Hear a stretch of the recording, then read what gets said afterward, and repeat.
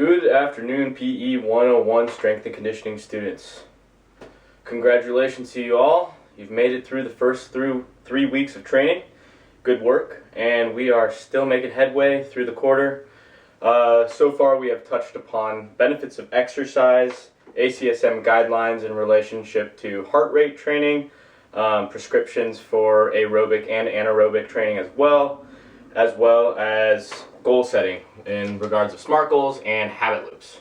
Today we are going to get into the meat and potatoes and get into some general anatomy terms, as well as just some of the weight training vernacular and terminology that we use. I probably have used some of this in either lecture or when I am showing some of the instructional pieces of the videos, and we're just going to get right to it. For the anterior, that means anything on the front side of the body, okay? So the posterior would mean anything on the back side of the body. This is going to make a lot more sense when we go over what muscles are on the front and what muscles are on the back. So if I was to stand up, and if I'm in this position right now, this is my anatomical position. You might not know this, but the biceps are on the anterior portion of the body, and the quadriceps, these 4 muscles that make up the thigh, are on the front side of the body as well. Whereas the hamstrings and the glutes are on the posterior portion of the back side of the body. Okay, so going from there, we can talk about planes of movement. Back this up a little bit so we can see. We have 3 different planes of movement, and we try to be multi-planar, moving in multiple planes, because that is what we do in our activities of daily life. So the first one that we do the most common, would be the sagittal plane movement. So sagittal meaning if I was to go put a line right through the midline of my body, just like so, and I'm moving front to back like this. So any type of movement that I'm doing like this, whether it be flexion of the trunk or extension, or flexion or extension, this would be a sagittal plane movement, all right? Something that we don't do as much, that we try to do, especially in our hip flow and our warming up, is exercises in the frontal plane. So frontal plane would mean that I'm dividing myself right through about the ears, and I was to be halfway through like this. So I'm in this position, and anything that I'm moving side to side will be a frontal plane movement. Okay? So things that we do in that plane are, in our warm-up, we do our jumping jacks. So this would be a frontal plane movement. If we're doing banded walks, that would be a frontal plane movement. So exercises that we do abduction or adduction, bringing something closer to the body. An abduction would be going away from the body. Those are in the frontal plane. Okay, the last one, stick with me here, is the transverse plane. So if I'm to divide myself into upper and lower halves right at the hips, this would be the transverse plane, and these usually are rotational exercises, okay? So we're going to be doing Russian twists in your workout today, and those will be rotational from the thoracic spine and up, okay? And that being said, for our spine, we have our cervical spine going from our here, right about here, all the way up to the tip top of our head, and we have muscles that go all the way up here as well. We don't need to know those for the sake of this class, but we do. And then the thoracic spine, which goes right about to here, so that's the thoracic, all the way up to where the cervical ends, and then the lumbar, okay?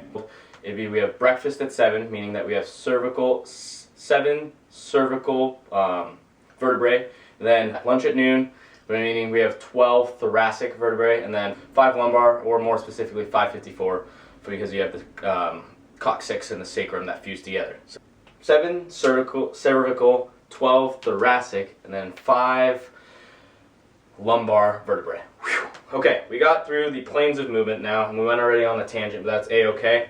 We're going to move into compound versus isolated exercises, and this one's pretty self-explanatory. We've talked about this a lot.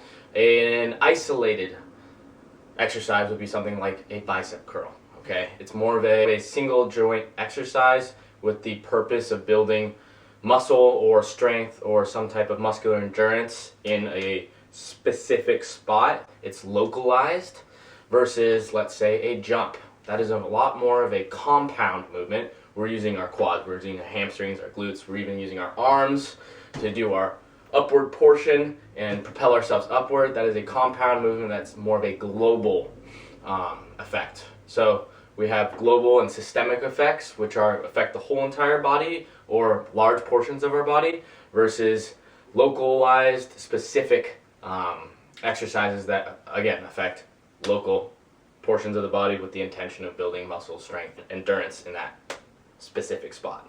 Okay, the last thing I'm going to talk about before we get to muscle actions are going to be about our pelvis, our hips right here, our os coxa. So our hips, we may have talked about neutral spine. If I was to put my hands on my hips right here, I tend to have a posterior pelvic tilt, meaning my hips tilt this way a little bit. So you can think about your hips like a bucket, all right? We don't want to spill the water in the bucket going forward, which would be anterior pelvic tilt, and we don't want to be in too much posterior pelvic tilt and tilt the water backwards, okay? We want to have that neutral spine. Some of you may have a little bit more lordosis, meaning that you're going to be out here. If that is natural, then that would be where your neutral spine is, okay? Some people have more here, and then some people have more of a kyphotic posture, okay? With a little bit more flexion, all right? That's me. So I walk kind of like a caveman. So I have a little bit more of that kyphosis, but I still have my neutral spine that I'm trying to maintain in most of our exercises, okay? Dead bug especially, planks, push-ups, squats, lunges. We're trying to maintain that neutral spine, that relatively flat back by bracing through the core, setting our shoulder blades back and down. But we have muscle actions now. We're going to use a bicep curl, which is an isolated exercise, as an example for our first portion. So for the concentric portion of a movement, the bicep curl. This is where you would usually think of, if you were to just think about a bicep curl, you're usually thinking about this portion. All right, it's the portion that it requires that strength to do. And in this portion, we are exerting that force. All right, so here's my bicep curl here. If I'm holding this portion of the movement right here, if I'm holding even here, any time where I am holding the position, I'm in an isometric hold or an isometric muscle action, okay? If I'm lowering down my bicep curl, I'm resisting gravity, okay? That's the eccentric portion of the muscle action. So for concentric, you can think about the muscle fibers of the bicep shortening, all right? Typically, this has a faster recovery and is used for strength work rather than eccentric movements. So if I'm resisting that force and trying to get like a 3 count, 1, 2, 3, this is where we're lengthening that muscle fiber and we're experiencing those micro tears, which is A-okay. That is one of the fundamental attributes to building muscle, is eccentric portions of the movement.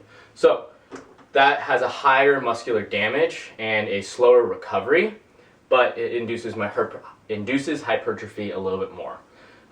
Anytime we're using isometrics, all right, so I'm still exerting force, but in terms of physics, if I'm to push against a wall and it's an unmovable object, I'm not really doing any work. Blood flow is still occurring, the action is still happening, and there's still a contraction, but that contraction is being held the whole time. We typically use isometrics a lot in muscular re-education, inducing blood flow to specific areas, rehabilitation. Isometrics can also be really, really important in building neuromuscular pattern, and perhaps the bottom of your squat is the worst part of your squat. You can pause and hold in that bottom portion of the squat, build confidence in the end range of motion, and build strength in specific areas. Okay, if we're using a bicep curl to be an example for concentric, eccentric, and isometric, we also have to use more of a compound exercise now. So if I'm to do a squat, which is a compound movement,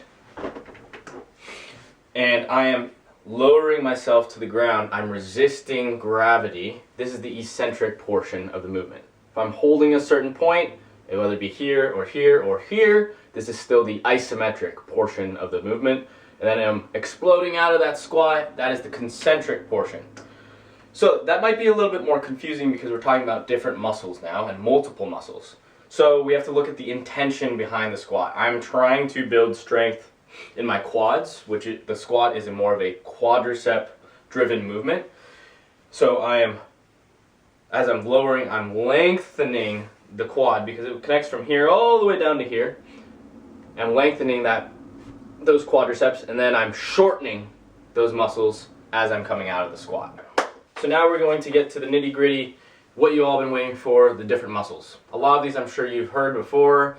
We're just going to go from the ground up. These calf muscles that we're going to only talk about are gastrocnemius. No, I'm not going to ask you to spell that, and our soleus. Okay? They're involved with plantar flexion. In the anterior portion of the lower extremity, we have our quadriceps. Okay? We have our vastus lateralis, vastus medialis, vastus intermedius, and rectus femoris. In 2016, they also found the tensor of the vastus intermedius. So that would be the fifth portion of the quad, which would make the quadriceps muscle actually the pentacep, which doesn't sound as cool as quadricep. Well, maybe it does, depending on which way you look at it.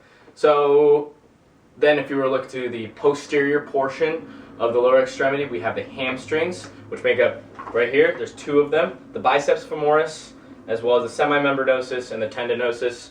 And then we have the gluteus maximus, medius, and minimus. That is the biggest lower extremity muscle. It is one of our strongest muscles in the body. Okay, so now moving up the chain, we're going to talk about our core muscles, the ones that run most midline to our body. We have our rectus abdominis in the front. So that's what you would, if I was just peel back the skin, the fascia right here, there would be your rectus abdominis. If you have a low enough body fat percentage, this would be your six-pack abs. Underneath that, we have going this way, which would be the transverse abdominis. This goes all around. You can think about like your seatbelt. Okay, this helps us stabilize, especially into our neutral spine, and is equally, if not more important than our rectus abdominis. So rectus abdominis helps with flexion and extension, or flexion in the trunk, and then the transverse abdominis helps stabilize isometrically here. Okay, so from there we can talk about our obliques, the internal and external obliques right here. Those help with rotation as well as a little bit of lateral flexion. And then we have on the back portion of our core, we have our spinal erectors, okay, our erector spinae. We're not going to go into the multifidus, which are also really important muscles in the back, the quadratus lumborum, but the erector spinae are also portions of our back core. Then we're going to talk now more about going up. So the chest muscles, the pectorals, the pec major and pec minor help with any type of pushing that we do. This is going to make more sense when we talk about the foundational movement patterns next week. So cliffhanger there. Then we have our lats, our biggest upper body muscle group. That connects all the way from our humerus all the way down to the tip top of our hips, our pelvis. So that is your latissimus dorsi, okay? The biggest back muscle that helps pull things into you, okay? And then we talk about our appendicular muscles on our arms or our appendages. What connects our axial skeleton to our appendicular, which would be the deltoids. The deltoids, anterior right here, the front, there are three of them. Anterior, the front deltoid, the lateral or middle deltoid, and then the posterior rear deltoid, which is right back here. And then we have the biceps, which there are two of them. Biceps right here, and then the triceps out here. So if you're trying to do more arm work, and you're trying to get bigger arms for all you gym bros out there, it is more important that you do triceps rather than biceps, because the triceps make up 3/5 of your arm, and the biceps only make 2/5. So the majority of your arm composes of your tricep. Boom. Lastly, we'll talk about the trapezius. Okay, I think that's the last one I have on my list. Good. The trapezius, the upper, middle, and lower. The upper trapezius is what always takes the blame. These are our traps. Our upper traps are right here. They are a very important muscle. They are typically overused, but that doesn't mean that we shouldn't train them. So we have our middle trapezius that goes right down through here, and then our lower trap that I can't even touch because I'm not very mobile. But these make up our trapezius muscle group, and they're also a very important of our posterior chain muscles. Okay, I think that's enough to talk about today. Your assignment essentially is going to be to summarize a lot of what I just said in terminology that you can understand. This is going to be just a 1.5 point assignment, and you're just going to summarize everything from general anatomy that we talked about, muscle actions, posterior and anterior. And again, this can be shorthand. It doesn't need to be in essay format, but I'm not going to have a separate assignment because next week part of your summary is going to be exercises and the foundational movement patterns associated with them. Boom.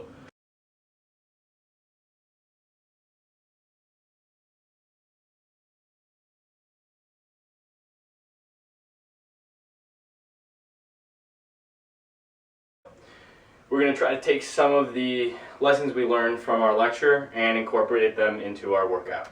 Okay, for your first workout, this is going to be something you're going to do for 5 rounds. So there's 3 different movements. Your first movement is going to be done for the purpose of power. So you're going to be using that concentric muscle action as much as you can, working on vertical jumps and landing softly like a cat and absorbing that impact.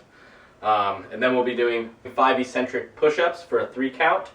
So it'll be a 3-second descent going from here, 1, 2, 3, and then exploding and concentrically pushing fast into your push-up position, and then going back into it. Then lastly, for the isometric portion, you're going to be doing your wall sit. For vertical jumps, you're going to do 5 of them, and I want to talk a little bit about a counter movement jump. So if my hands are going up, that is where I'm going, okay?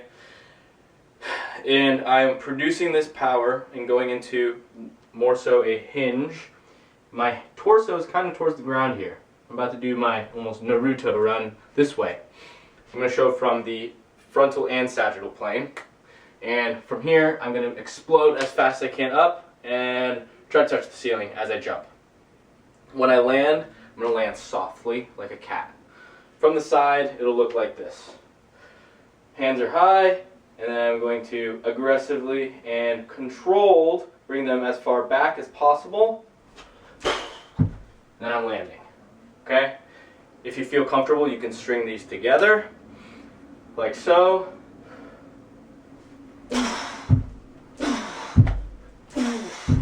If you want to, you can work on just landing every repetition. Want to make sure there's no valgus in those knees. I'll show from again.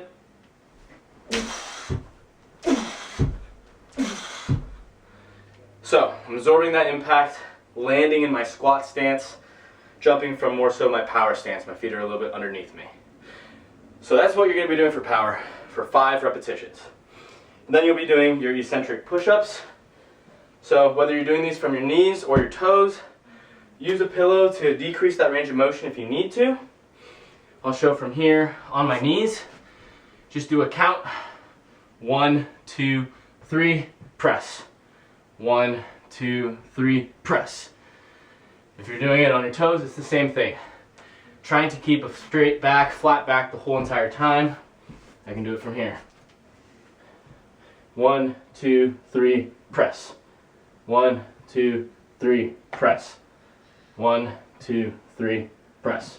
Not letting my hips dive down, not going Mount Everest either. Okay? Core is on, glutes are on. 1, 2, 3, press. Barely have enough room there. Okay, so that's what you're going to be doing for your push-ups. Try to aim for a 3-second eccentric. Really load the chest and the triceps, pointing the elbows back. For your wall sit, pretty simple. Trying to break this wall going this way, driving our heels into the ground this way, creating tension throughout the body, trying to get to a 90-degree angle, belly button into the wall, arms out our sides, shoulder blades back and down, going for 15 breaths, trying to slow down your breathing. Okay? That will be your first workout. And you're going 5 rounds, trying to keep those jumps as high as possible every single round. Okay? We don't want that power production to just wean off. For your second workout, it'll be a 12-minute AMRAP. This is the second AMRAP you've done this quarter, I believe. And it'll be 4 movements. Some of them are new. Actually, 3 of them are new. You'll be doing first 25 jumping jacks. So you'll get your jumping jacks in. And then the second portion, you're going to need a couch. So a couch or a chair, something that's not going to slide back, because you're going to be doing hip thrusts on it. And this is when you can start loading your movements to build a little bit more strength if you're at that point.